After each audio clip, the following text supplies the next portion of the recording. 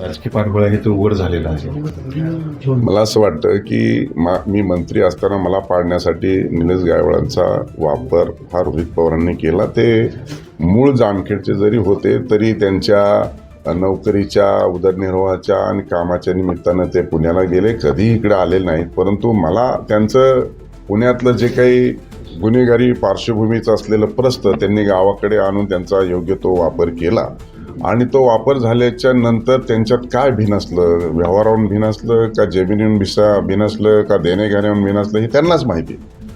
आणि मग त्यांच्यावर ज्यावेळेस भिनसलं, त्यांच्याबरोबर होते त्यावेळेस ते सामाजिक कार्यकर्ते होते आणि आमच्याकडे म्हणजे त्यांना विरोध करण्यासाठी आम्हाला सपोर्ट केला. आमचं त्यांचं दूरवर कसलाही संबंध नाही. मग अशा पार्श्वभूमीवरती आता कर्जत जामखेडमध्ये 622 मताच्या फरकाने निवडून आले आणि रोहित पवार हे निवडून आल्याच्या नंतर आता ज्यावेळेस स्थानिक स्वराज्य संस्थेच्या निवडणुकीला सामोरं जायचे त्यावेळेस मात्र आता त्यांची पंचायत झालेली. त्यामुळे राजकीय हेतू ठेवून माझ्यावर हे दोषारोप केले, परंतु त्याच्यात कुठलंही तथ्य नाही.